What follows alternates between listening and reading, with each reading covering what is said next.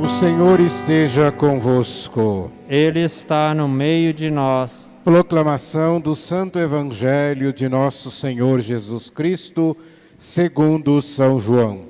Glória a vós, Senhor. Naquele tempo, disse Jesus aos seus discípulos: Tenho ainda muitas coisas a dizer-vos, mas não sois capazes de as compreender agora. Quando, porém, vier o Espírito da verdade, ele vos conduzirá à plena verdade, pois ele não falará por si mesmo, mas dirá tudo o que tiver ouvido, e até as coisas futuras vos anunciará. Ele me glorificará, porque receberá do que é meu, e vô-lo anunciará. Tudo o que o Pai possui é meu. Por isso disse que o que ele receberá e vos anunciará é meu. Palavra da salvação. Glória a vós, Senhor. Reverendíssimo Padre Neuci, presidente desta celebração eucarística, reverendíssimo Diácono Carlos, queridos irmãos presentes nesta igreja paroquial, queridos internautas que nos acompanham pela Rede Santa Rita de Comunicações e pela Web Rádio Ativa Comunicações. Prosseguindo na leitura do livro dos Atos dos Apóstolos, que é o livro obrigatório das leituras durante o tempo pascal, nós vemos hoje que a saga do apóstolo Paulo continua. E aqui nós encontramos uma página interessantíssima da palavra de Deus, porque nela é dito que Paulo é conduzido pelo Espírito Santo que o assiste, o Espírito Santo que o ensina. Porque estas palavras que saem da boca de Paulo só podem ser inspiradas quando ele diz: o Deus que fez o mundo e tudo que nele há, o Senhor do céu e da terra, que não habita em templos feitos por mãos humanas, que não é servido por homens. Aqui, meus amados, está, e esta é a prova do que é o magistério da igreja. Os escolhidos, os enviados de Deus que ensinam são inspirados pelo Espírito Santo de Deus. Por isso que a gente sempre diz, a nossa amada igreja, ela é sustentada em um tripé. Sustentada em um tripé. E deste tripé faz parte, primeira coisa, a Sagrada Escritura, a Palavra de Deus, é uma das colunas que sustentam a nossa igreja. Nós temos a tradição apostólica, então a gente fala o magistério e a tradição, a segunda coluna. O que é a tradição apostólica? É a tradição recebida, vinda dos apóstolos, e que chega até nós, desde Pedro, que recebeu o mandato de Jesus, naquele diálogo, que entrega das chaves do reino dos céus. Quando Jesus diz a Pedro que ele é a pedra sobre a qual será construída a igreja de Cristo. E depois, a terceira coluna, que forma então esse tripé, o magistério da igreja. E o que é o magistério? O magistério para nós é formado pelo colégio dos nossos bispos, que ensinam o povo de Deus em várias coisas, dentre elas a interpretação da Sagrada Escritura. Na nossa igreja não existe interpretação livre, mas a interpretação vem dos homens que são escolhidos e inspirados por Deus. E o grande exemplo, então, aqui nós vemos que Paulo, um homem escolhido por Deus, um homem inspirado por Deus, que ensina o Santo Evangelho. Então, estes homens atualizam a palavra de Deus. E isto já passa por 2000 anos. Aqui os atenienses, o povo de Atenas, eles tinham vários deuses. Com certeza vocês já ouviram falar, os deuses gregos. Tem Deus para tudo. Eles tinham o Deus da colheita, o Deus do sol, o Deus da chuva, o Deus para a doença, o Deus para o sexo, o Deus para não sei, tinha Deus para tudo. E eles tinham tanto medo de esquecer algum Deus, assim, gente, se nós esquecermos um Deus, poderemos ser castigados. Então eles resolveram fazer um templo para o Deus desconhecido, ou seja, se nós esquecemos algum, então esse templo aqui é para ele. E quando Paulo então chega e olha aquele templo, e quando Paulo verifica que eles ali adoram esse Deus, então ele passa a fazer uma catequese com eles, dizendo para eles que o Deus que ali eles estavam adorando é o verdadeiro Deus, que se encarnou, que se fez um de nós, que padeceu sob Pôncio Pilatos, que foi crucificado e morto, mas que venceu a morte ressuscitando, que subiu aos céus, e que agora manda o Paráclito, manda o Espírito Santo de Deus, que conduz a sua esposa, que é a igreja, e que ele vai voltar para resgatar o mundo. O Deus que vós adorais sem conhecer, eu vou anunciar para vocês. Então a gente pergunta nesse momento, o que será que tantas pessoas andam hoje adorando sem conhecer? Adoram qualquer coisa, porque não conhecem o Deus verdadeiro. Mas quem tem a missão de apresentar este Deus verdadeiro? Somos todos nós, cristãos batizados, que assumimos a missão da igreja, porque a igreja somos nós, povo de Deus. E os desafios desta igreja primitiva para evangelizar não são muito diferentes dos desafios que nós temos hoje. A palavra é a mesma, não mudou uma vírgula. O Espírito Santo que conduz é o mesmo, não mudou nada. O que mudou foram os tempos. O que mudou foi a cultura, a evolução dos tempos. E vejam bem que os atenienses, depois que Paulo começou a apresentar Jesus Cristo, eles vão dizer, nós não vai te escutar agora não. Outra hora nós te ouviremos. Infelizmente hoje, muitas pessoas dão a mesma resposta aos que anunciam o verdadeiro Deus. Meus irmãos, minhas irmãs, se procuram paz, se procura felicidade, se procura saúde, se procura amor em outros deuses. Mas nós, enquanto povo de Deus, enquanto igreja de Jesus, devemos apresentar ao mundo o Deus verdadeiro.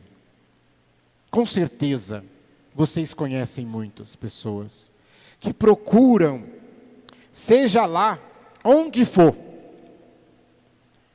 colocando a sua confiança em tantos outros deuses, que não preciso nem nominar aqui.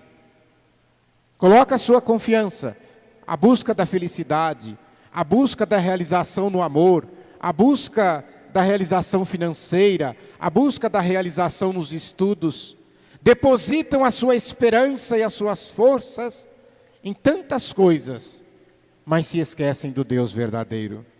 Muitos cristãos católicos ainda carregam a seguinte dúvida: o que Jesus faria em meu lugar? E o que Jesus me ensinaria?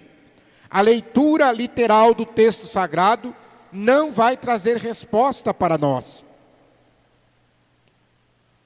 Eu já falei aqui, a Bíblia não traz respostas simples. Nós precisamos, primeiro, daqueles que nos expliquem, daqueles que nos ensinem, daqueles que nos falem desse Jesus histórico, daqueles que nos falem deste Espírito Santo que vai nos guiar, que vai nos inspirar, que vai mostrar para nós o caminho a seguir, o caminho certo.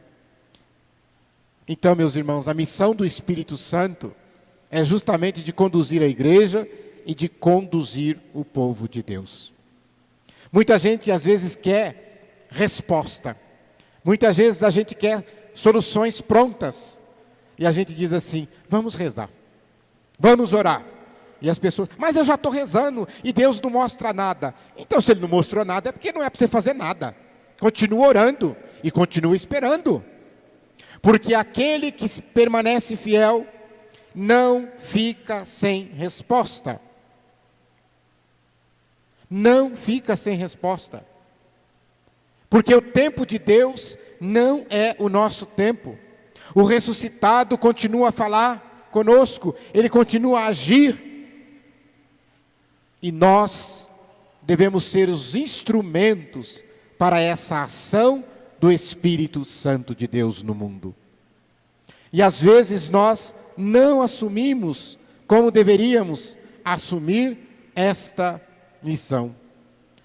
Tem uma constituição do Concílio Vaticano II, chamada Lumen Gentium, e ela diz que o Espírito de vida, a fonte de água viva que jorra para a vida eterna, por quem o Pai vivifica os homens mortos pelo pecado, até que Jesus os ressuscite.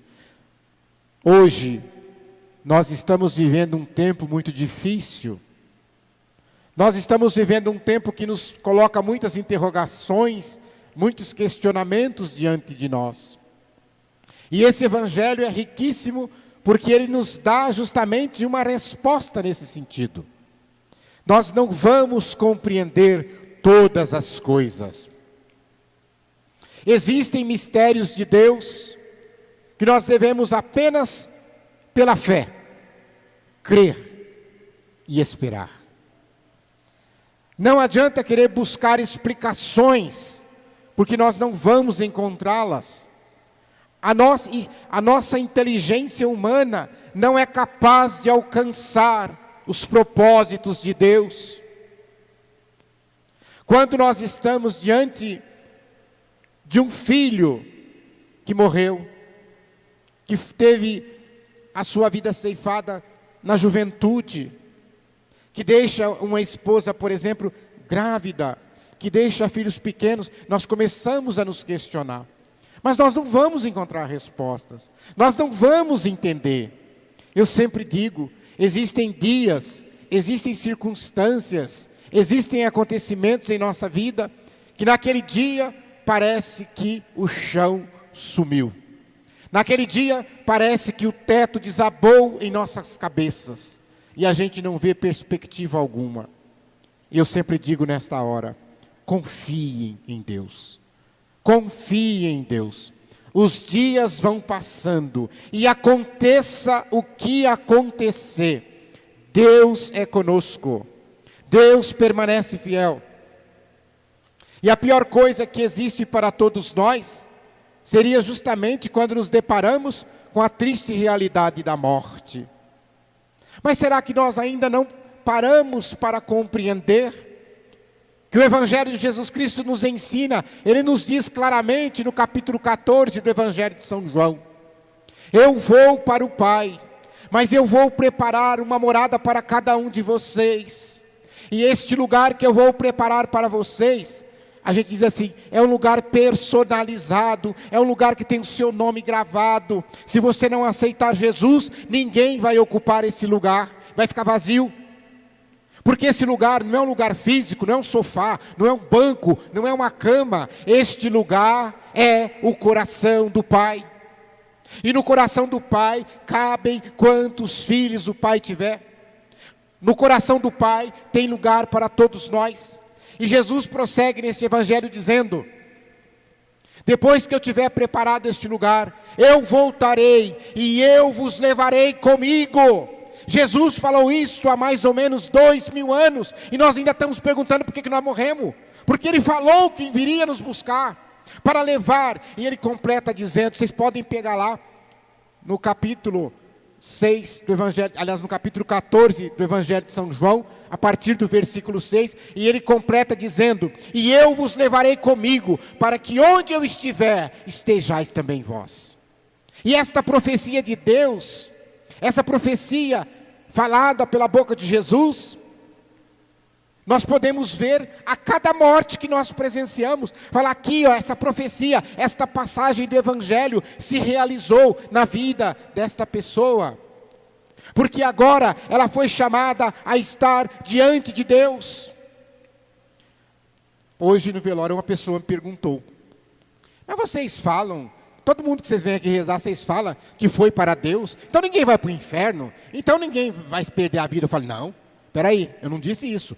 Todos se apresentam diante de Deus, independente de quem seja. Pode ser o maior pecador, o maior criminoso, todos nós vamos nos apresentar diante de Jesus, porque é a palavra dele que se cumpre. Então todos nós vamos lá nos apresentar. E nós, como eu disse a segunda-feira, não temos esse direito de julgar quem é que vai e quem não vai. Isso é com Jesus. Quando as pessoas dizem assim, às vezes somos criticados, né, padre, lá no velório, para que rezar para morto? Se não fez em vida, vai rezar agora para quê? Olha o Evangelho dizendo, vocês não vão compreender. Então eu sempre digo assim, não importa quem é que faleceu que está ali. A maioria das pessoas que eu vou lá eu não conheço, nunca vi. Mas eu sempre digo, entregamos esse nosso irmão à misericórdia de Deus. Rogamos por ele. Porque o nosso Deus é o Deus do impossível. Nós não podemos penetrar no pensamento das pessoas, mas Ele penetra. Ele é o único que faz isso, somente Deus. Então é por isso que a riqueza desta leitura de hoje é para a gente poder acalentar o nosso coração, diante de toda a dificuldade que nós estamos passando na pandemia, nas mortes, nas doenças, no desemprego. Deus está conosco. E vocês podem, eu quero concluir dizendo, vocês podem perguntar, mas como Deus está conosco? Se eu olho em volta e estou vendo tudo perdido, tudo desmoronando, eu estou vendo que a coisa está degringolando. Aí eu falo para vocês, é porque a gente não lê a palavra de Deus. Quando a gente vê a palavra de Deus, imagina aquele povo sendo perseguido por Faraó, sendo mortos, sendo escravizados, e Deus falava, eu estou com vocês. E eles acreditaram. Então que nós possamos sair dessa liturgia, pedindo a intercessão de Santa Rita, porque quando ela apanhava, quando o marido brigava com ela, quando os filhos foram mortos, quando o marido foi assassinado, ela podia dizer, está tudo perdido, Deus me abandonou, mas ela permaneceu firme e fiel, e por isso foi elevada aos altares. Permaneçamos firmes e fiéis, aconteça o que acontecer. Que o inimigo possa ouvir na nossa oração isso. Nós jamais deixaremos de ser seguidores de Jesus Cristo. Louvado seja nosso Senhor Jesus Cristo, para sempre seja louvado.